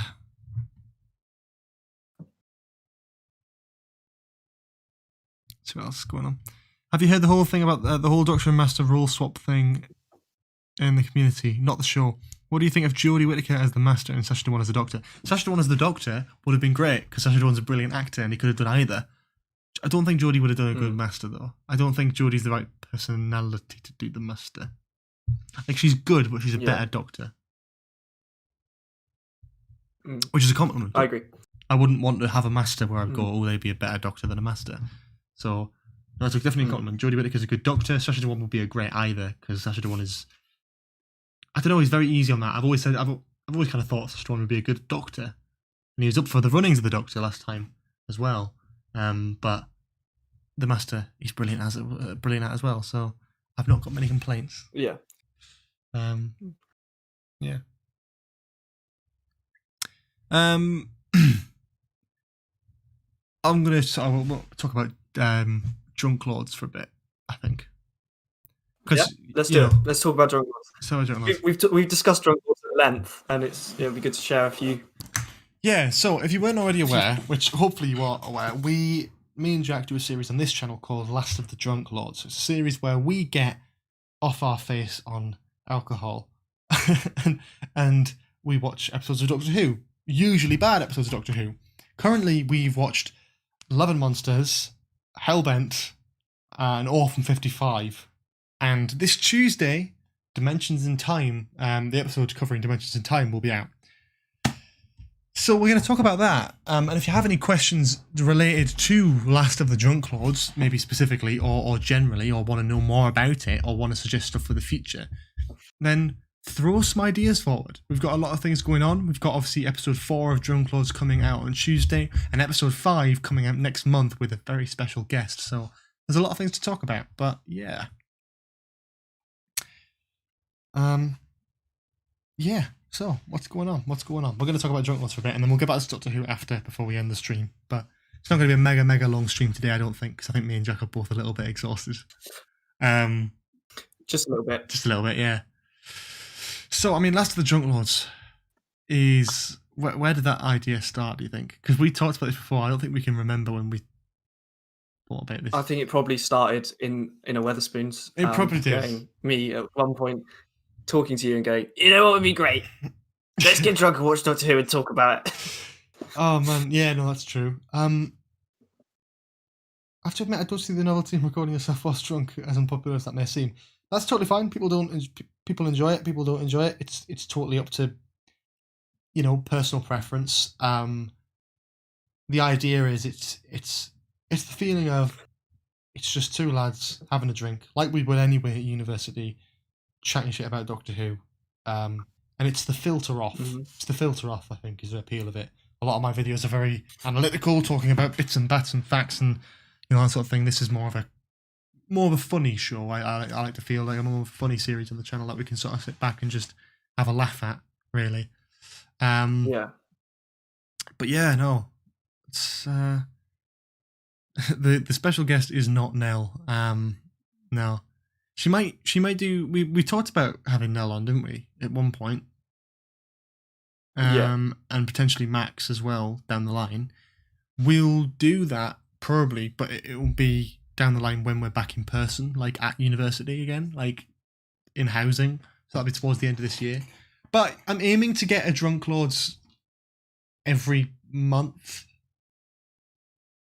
That's my aim from now. Now that we brought it back, we've definitely had May, June, July. I reckon we'll definitely get another one for August. And then hopefully September, October, November, December. Hopefully. That'll be great. Be a great little challenge for us. But yeah. Me and my brother Lewis were watching The Unicorn and the Wasp recently, and to be honest, we think that'll be pretty fun to watch drunk. It's very random, but love it either way. It's not a bad idea, actually. I never really thought about that one. We've had a lot of different suggestions. Fear Her is one of the ones that... Fear Her is one of the ones that we keep saying we're going to do, but never end up doing. Because episode 5 is Let's Kill Hitler. It's not Fear Her. But I think the special guest is what really brings that up. And I could say it's probably one of the most... Because we had a big conversation with the special guest. For an hour. A long song. I think the actual conversation before filming was longer than the filming itself. By the time we'd done the filming, I think we were both so exhausted that we were just like, nah, let's not. We had to just go after that because we were absolutely knackered. William Who watched the first podcast earlier. It was really good, very interesting to hear about university experience about the media industry. Future suggestion could be how you got into Doctor Who, Ace. Potentially, but I think that's something I've actually already covered that on this channel for my 10,000 subscriber special. So that's a bit of a while back, early on last year. That's a great idea. I love that. Do Voyage of the Damned with Max, just to hear him say my name is Max. That'd be brilliant. Yeah, we could get Max in for the Christmas special of Drunk Lords, maybe. That's a great idea. Yeah, every Christmas, just having this little silly face.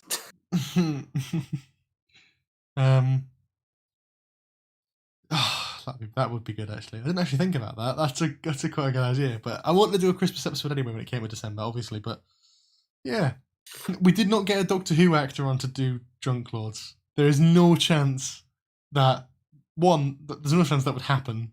Second of all, there's no chance that we'd get away with it because with Drunk Lords we get very drunk. We get very drunk to watch it, and it's like, yeah, I don't think I'd put a Doctor Who actor through that, especially with their reputation. You know what I mean? So no, it's not a Doctor Who actor not Nell. It's not Max either. But some good ideas, though. That's good stuff. I mean, we've thought the idea I love when we first talked about it, and the idea of doing something a bit more out there, especially at uni, I thought was a great thing. Although we've talked about it, we know, I think we both know, we talked about this, that Love and Monsters and Hellbent is like those Drunk Lords episodes are probably the worst ones. Like we feel like the quality might. I feel like the shorter it is, the better the episode is, and that's not just because of the length. I think it's literally a correlation of Hellbent Drunk Lords is probably the longest one, but the worst one. It's 21 minutes, and that's like way too long. I think now in retrospect, and Love and Monsters is about 19 minutes. Orphan 55 is more about 15 minutes, and Dimensions in Time is more about 11, 12 minutes. So like, I think, I don't know, I quite enjoy, I quite enjoy sort of, I like the fact that it gets better quality wise. Now people might not flock to it as much as they did with the initial episodes. That's perfectly fine.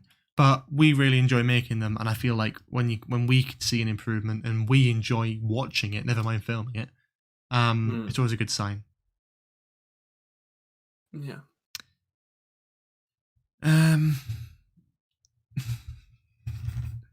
It's not someone from Doctor Who who's been involved with Doctor Who, no. So great suggestion of Stephen Moffat. I would love to watch Hellbent with Stephen Moffat drunk. That would be an experience. Can you imagine? Jesus. Yeah, it would be. That would be mental. But I don't know. It's one of those things. I'm not too sure. Dinosaurs in a spaceship again. It's like, can I be bothered? Can I really be bothered for dinosaurs in a spaceship? Probably not. If I'm being honest, like probably not. It's just there's a lot of Doctor Who stories out there that are bad and funny to react to, but they are also bad and just boring as well. And that's the reason they're bad. And I just worry about that. I don't want to do stuff like In the Forest of the Night yet, because from what I don't remember anything about it. So it's like, oh God. Although I think it probably could be quite a funny one, but we'll see. We'll see down the line. I think maybe it's one that we'll do. But yes, we've got 5 episodes that we've had like done now, 2 of which aren't live yet. But like, there's a future for it, and I really enjoy making it. And if it's something that people also enjoy, which they seemingly do, Orphan 55 did get over 2,000 views, which is great interaction. Hopefully, Dimensions in Time does better. We always hope shows and series and stuff to get better and better and better. But we don't really know. It's one of those things that we cross our fingers because we enjoy making it and we enjoy putting it out there, and people seem to enjoy watching it. So, yeah, that's good stuff. But don't really know what else to say about that. But in the future, in terms of the future of Drunk Lords, it's certainly strong. Certainly something I'm looking forward to doing more of. But yeah, no, we'll see. Yeah, that's that. I think. Obviously, again, I'll put a lot of. We've seen a lot of things in the chat as well. Not going to respond to any of them. In terms of guessing who the special guest is, we've had our fun with it. But there's the link to the last one if you didn't manage to catch it. But it's a fun video, the Orphan 55 one. But the one on Tuesday, very excited about. Dimensions in Time is technically a classic episode, so it's technically our only classic Drunk Lords at the moment. But I don't know when the next one will be. If we ever do another classic one, we'll see. Yeah. But yeah, it is what it is. It's enjoyable. It's fun. But yeah, no. We'll take some final questions and all that sort of thing because I'm starting to get a bit tired, as you can probably tell. I know, Jack, you're definitely knackered. I am knackered, mate. Yeah. Yeah. So we'll take a few more questions in, and then we'll probably wrap it up. But yeah, no, it's been a bit of a small scale live stream. Nothing too big or massive. Just a standard sort of Saturday night relaxed kind of thing. It's more of a Sunday night live stream on a Saturday night, really, isn't it? But it's still fun, still enjoyable. but I'm aware there's other stuff going on in the community. People are doing a tweet along tonight. Hillyard said live streaming, like they do every bloody night. So, there's lots of stuff happening. So it's good. So I think we are more than happy to wrap up. But yeah, we'll take in some more questions, all that sort of thing.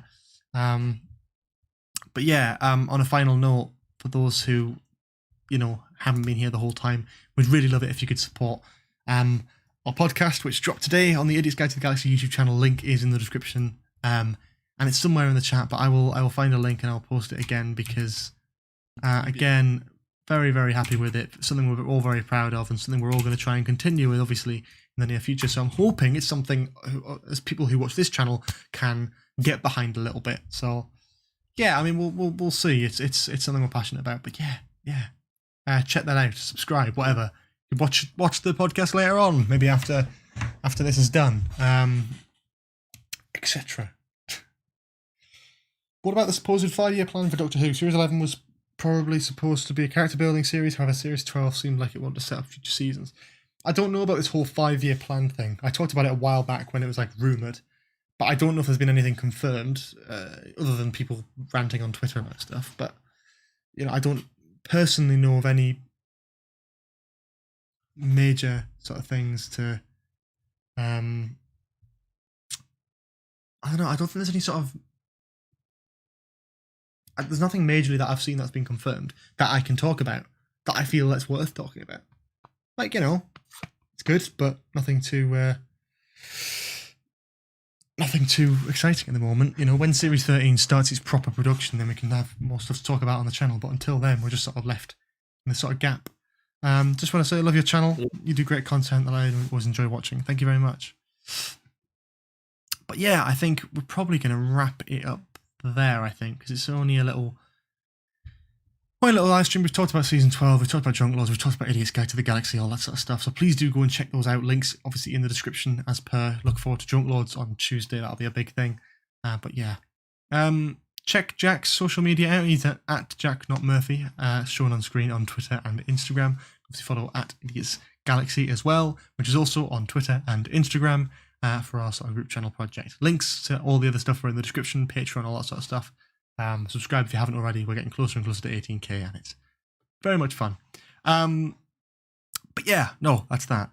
Thank you all so much for watching this stream. Very much appreciated for sticking around. And yeah, hopefully we'll see more of these in the future. And yeah, see you all later. Bye-bye. Bye-bye.